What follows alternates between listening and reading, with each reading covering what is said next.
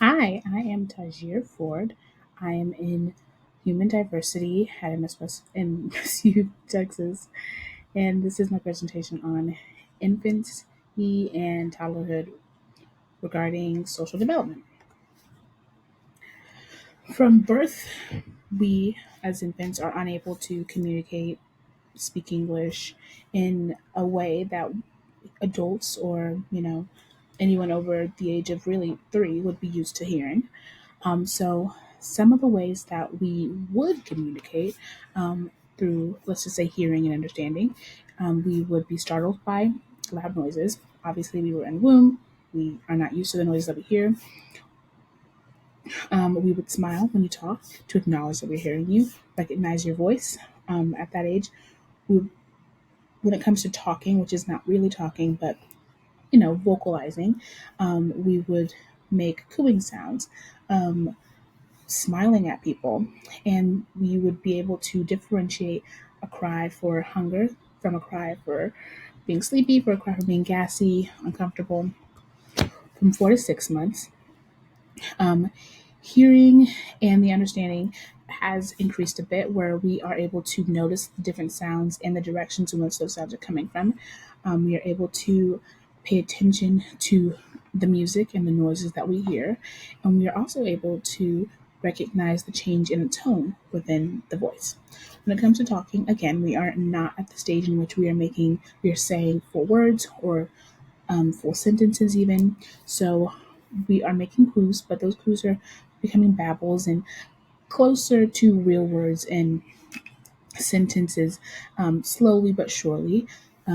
We are saying different sounds over and over. Speech like babbling, as I mentioned here, laughing and giggling becomes more common at this age, and we start making sounds outside of crying that indicate whether or not we are happy or sad. From the ages of 12 months to from the ages of 7 months to 12 months, excuse me, our hearing and understanding is not drastically, but a big improvement in development. We can now not respond, but be acknowledge in turn when we hear our names being told. Again, when parents and family members and those around the child say the name more often, the more they will be able to recognize that it is their name.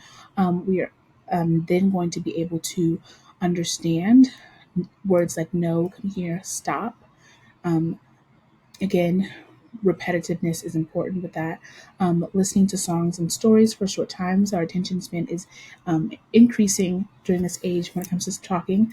Again, we are not quite saying words or full sentences, but we are much closer to words where you can see Baba would could be considered a bottle, Mimi, Uppa. Um, the closer we get to 12 months, um, we would be able to say, we should be able to say, I shouldn't say would, but we should be able to say, hi, dog, mama, baba, dada. Very simple words that sound similar to words, but are kind of more sound like. Um, we can use gestures, waving, reaching, shaking our head yes or no, which is just a great step in towards communication. When it comes to a year to 2 years old, this is where most of our communication skills really come into hand. We are able to follow directions, sit down, roll the ball, kiss the baby, put that down, pick this up. Things like that are easier for them to understand. We are also able to understand questions. Where's your shoe? Um, who am I? What is that? Things like that. They're able to understand. They're also able to listen to songs and stories a little longer. They have a larger attention span. Obviously, all of these things vary between age and child and environment.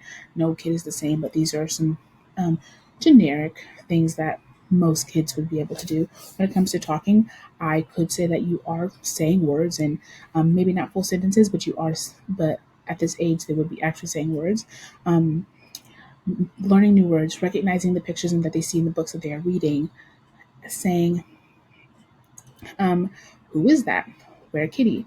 Um, Putting words together to create sentences. They're understanding the structure in which makes a sentence with apple, mommy book, things of that nature.